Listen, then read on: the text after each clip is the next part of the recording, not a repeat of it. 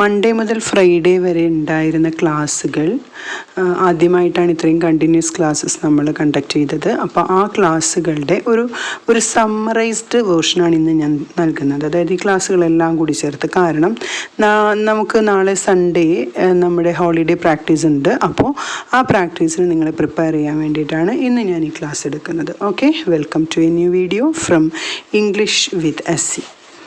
ഒന്നാമതായിട്ട് നമ്മൾ പറഞ്ഞത് സ്ഥിരമായിട്ട് ചെയ്യുന്ന കാര്യങ്ങൾ, അതായത് പഠിക്കാറുണ്ട്, പോകാറുണ്ട്, വരാറുണ്ട്, സഹായിക്കാറുണ്ട്, ഇതാണ് നമ്മൾ പറഞ്ഞത്. ഓക്കെ, ഇപ്പോൾ ഞാൻ പറയാണ് അവൻ്റെ അമ്മയെ സഹായിക്കാറുണ്ട് അല്ലെങ്കിൽ സഹായിക്കുന്നു. എങ്ങനെ പറയും?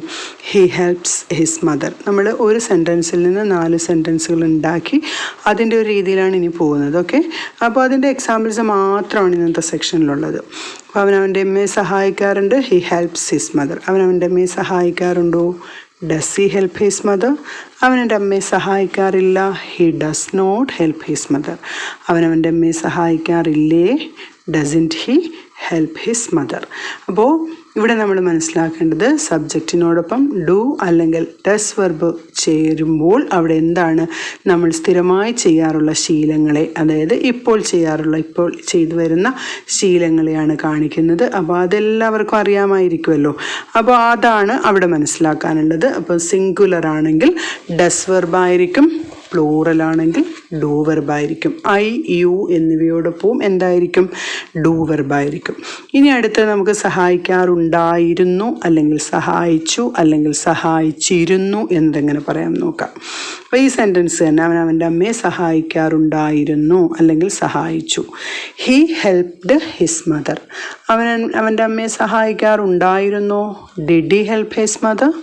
ഇനി അവൻ്റെ അമ്മയെ സഹായിക്കാറുണ്ടായിരുന്നില്ല, he did not help his mother, അല്ലെങ്കിൽ സഹായിച്ചില്ല. ഓക്കെ, അവൻ്റെ അമ്മയെ സഹായിക്കാറില്ലേ അല്ലെങ്കിൽ സഹായിച്ചിരുന്നില്ലേ അല്ലെങ്കിൽ സഹായിച്ചില്ലേ, എങ്ങനെ വരും? Didn't he help his mother. Okay, അത് 4 ഫോമുമായി. ഇനി നമ്മൾ പറയുന്നത് അടുത്തത് ചെയ്യാൻ പോകുന്നതാണ്. അതായത് അപ്പോൾ ഇവിടെ നിങ്ങൾ മനസ്സിലാക്കേണ്ടത് സിംഗുലർ ആണെങ്കിലും പ്ലൂറൽ ആണെങ്കിലും സബ്ജക്റ്റിനോടൊപ്പം ഡിഡ് വെർബ് തന്നെയാണ് കഴിഞ്ഞു പോയ കാര്യങ്ങൾക്ക് പറയുന്നത്. അതായത് he studied, I studied, she studied, they studied, we studied, you studied. ഏത് സബ്ജക്റ്റ് വന്നാലും അവൻ പഠിച്ചു, അവൾ പഠിച്ചു, അവൻ പഠിച്ചിരുന്നു, അവൾ പഠിച്ചിരുന്നു, ഇതെല്ലാം എന്താണ്? ഒരേ രീതിയിലാണ് ഡിഡ് വെർബ് ഉപയോഗിക്കുന്നത്. അപ്പോൾ അവിടെ ആ ക്വസ്റ്റ്യൻ ചേഞ്ച് വരുമ്പോഴും സബ്ജക്റ്റിൻ്റെ ചേഞ്ച് വരുമ്പോഴും അവിടെ യാതൊരു മാറ്റങ്ങളും വരുന്നില്ല എന്ന ഏറ്റവും പ്രധാനപ്പെട്ട കാര്യം മനസ്സിലാക്കുക. ഇനി മൂന്നാമത്തേന്ന് പറയുന്നത് ഇനി നടക്കുന്ന കാര്യം. അപ്പോൾ അവൻ്റെ അമ്മയെ സഹായിക്കും എന്നാണെങ്കിൽ he will help his mother. അവൻ്റെ അമ്മയെ സഹായിക്കുമോ? Will he help his mother? അവൻ്റെ അമ്മയെ സഹായിക്കില്ല, he will not help his mother. അവൻ്റെ അമ്മയെ സഹായിക്കാറില്ലേ? വില്ലിൻറ്റ്, വിൽ നോട്ടാണ് won't he help his mother. അപ്പോൾ ഇവിടെ വിൽ ഉപയോഗിക്കാം, ഷാളും ഉപയോഗിക്കാം. അപ്പോൾ അവിടെ സബ്ജക്റ്റുകൾ I, we, you, he, she, it, they ഏത് വന്നാലും, ഇനി പേര് വന്നാലും വിൽ ഓർ ഷാളും നമുക്ക് യൂസ് ചെയ്യാം. അവിടെ സഹായിക്കും എന്നതാണ് വരുന്നത്. അപ്പോൾ അടുത്തെന്ന് പറഞ്ഞാൽ നമ്മൾ സഹായിച്ചിട്ടുണ്ട് എന്നതാണ് പഠിച്ചത്. അതായത് വന്നിട്ടുണ്ട്, പോയിട്ടുണ്ട്, സഹായിച്ചിട്ടുണ്ട്. അപ്പോൾ അവിടെ എന്താണ് വരുന്നത്? ഹാസ് ഗോൺ അല്ലെങ്കിൽ ഹാവ് ഗോൺ. പോയിട്ടുണ്ട് എന്ന് പറയുമ്പോൾ ഹാസ് ഗോൺ അല്ലെങ്കിൽ ഹാവ് ഗോൺ. ഇവിടെ അവൻ്റെ അമ്മയെ സഹായിച്ചിട്ടുണ്ട്, he has helped his mother. അവൻ്റെ അമ്മയെ സഹായിച്ചിട്ടുണ്ടോ? Has he helped his mother? അവൻ്റെ അമ്മയെ സഹായിച്ചിട്ടുണ്ടാവില്ല, എന്താണ്? He has not helped his mother. അപ്പോൾ അവൻ്റെ അമ്മയെ സഹായിച്ചിട്ടുണ്ടാവില്ലേ? Hasn't he helped his mother? Okay, അപ്പോൾ ഇവിടെ ഐ ആണെങ്കിൽ എന്ത് വരും? ഐ ആണെങ്കിലും ഹാവ് വരും, യു ആണെങ്കിലും ഹാവ് വരും.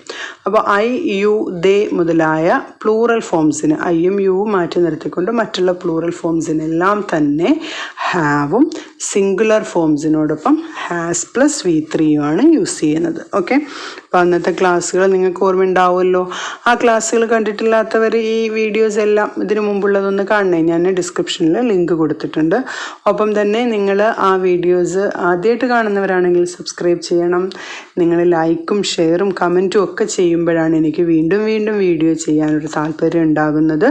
ഇപ്പോൾ ആദ്യമായിട്ടാണ് ഒരാഴ്ചയിൽ ഫുൾ ഡേയ്സും ഞാൻ വീഡിയോസ്. പിന്നെ അടുത്ത ദിവസത്തെ നമ്മുടെ ക്ലാസ്സിൽ നമ്മൾ പഠിച്ചത് ഹാസിൻ്റെയും ഹാവിൻ്റെയും പൊസിഷനെ കാണിക്കുന്ന പ്രയോഗങ്ങളാണ്. ഇപ്പോൾ ഐ ഹാവ് എ കാർ എന്ന് പറയുമ്പോൾ എന്താണ്?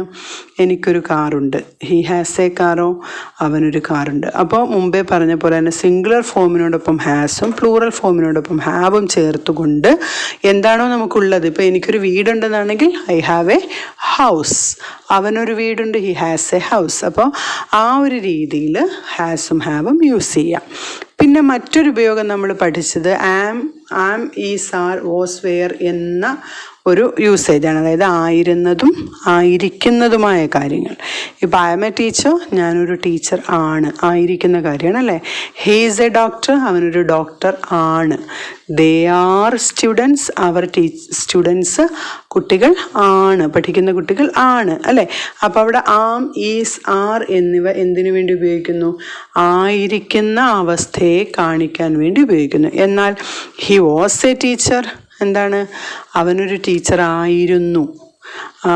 ഹി വാസ് എ ഡോക്ടർ, അവനൊരു ഡോക്ടർ ആയിരുന്നു. അപ്പോൾ അതെന്താണ്? ആയിരുന്ന അവസ്ഥയാണ്.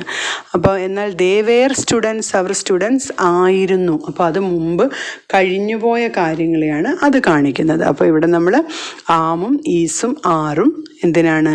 ആയിരിക്കുന്ന കാര്യങ്ങളെ കാണിക്കാൻ, അല്ലെങ്കിൽ ഇപ്പോഴാണ് എന്ന് പറയാനും, വാസും വേറും എന്തിനാണ്? ആയിരുന്നു എന്ന് പറയാനും ഉപയോഗിക്കുന്നു. ഒപ്പം തന്നെ ഹാസും ഹാവും നമുക്കുള്ള ഉടമസ്ഥാവകാശത്തെ, ഇപ്പോഴുള്ള ഉടമസ്ഥാവകാശത്തെ കാണിക്കാനും, ഹാഡ് ആണെങ്കിലോ മുമ്പുണ്ടായിരുന്ന ഉടമസ്ഥാവകാശത്തെ കാണിക്കാനും. ഈ ഹാഡ് എ കാർ എന്ന് വരുമ്പോൾ അവനൊരു കാർ ഉണ്ടായിരുന്നു എന്നല്ലേ.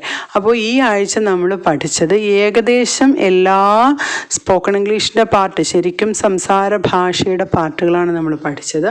ഇനി നാളെ നമ്മൾ ചെയ്യുന്നത് എന്താ? അത് സൺഡേ ഹോളിഡേ പ്രാക്ടീസ് ആണുള്ളത്. അപ്പോൾ ഇന്ന് ഈ പഠിച്ച കാര്യങ്ങളെല്ലാം കൂടി കൂട്ടിയിട്ടാണ് സൺഡേയിലെ ക്ലാസ് ഉള്ളത്. ഓക്കെ, അപ്പോൾ ആ സൺഡേയിലെ ക്ലാസ് നിങ്ങൾ ഈ ഒരു ക്ലാസ് നോക്കിയാൽ തന്നെ നിങ്ങൾക്ക് മനസ്സിലാകും. അതിനകത്ത് നമ്മൾ സെൻറ്റൻസ് വൈസ് എക്സസൈസും ഒപ്പം പാരഗ്രാഫ് ക്വസ്റ്റ്യനും നല്ല രീതിയിൽ കൊടുത്തിട്ടുണ്ട്. അപ്പോൾ ഇത് കണ്ടതിന് ശേഷം നിങ്ങൾ സൺഡേ പ്രാക്ടീസ് കാണുക. എന്നിട്ട് അത് നിങ്ങൾ മാക്സിമം യൂട്ടിലൈസ് ചെയ്ത് നന്നായി എഴുതാൻ ശ്രമിക്കുക. നിങ്ങൾക്കുള്ള ഡൗട്ട്സും സജഷൻസും എല്ലാം കമൻറ്റ് ബോക്സിൽ ടൈപ്പ് ചെയ്യുക. ഒപ്പം തന്നെ ആ എക്സസൈസിൽ കഴിഞ്ഞ ക്ലാസ്സുകളിൽ ഡൗട്ട് ചോദിച്ചിരുന്ന പോലെ കമൻറ്റുകളായിട്ട് തന്നെ നിങ്ങളുടെ ഡൗട്ടുകൾ രേഖപ്പെടുത്തുക. മാക്സിമം ഞാനതിന് റിപ്ലൈ തരുന്നതായിരിക്കും. ഇന്ന് നമ്മൾ നാളത്തെ പ്രാക്ടീസ് ഉള്ളത് കൊണ്ട് എക്സസൈസ് ഇടുന്നില്ല. അപ്പം നാളത്തെ പ്രാക്ടീസിന് വേണ്ടി കാത്തിരിക്കുക. തീർച്ചയായും അതിനകത്ത് ഇതെല്ലാ സെക്ഷനും കൂടി കോറിലേറ്റ് ചെയ്തുകൊണ്ടായിരിക്കും ഞാനതിൽ നിങ്ങൾക്ക് പ്രാക്ടീസ് നൽകുന്നത്. അപ്പോൾ എല്ലാവരും തന്നെ അത് വാച്ച് ചെയ്യാൻ മറക്കരുത്. അതിനുശേഷം മൺഡേ മുതൽ നമ്മുടെ കോൺവെർസേഷൻ പ്രാക്ടീസാണ് സ്റ്റാർട്ട് ചെയ്യുന്നത്.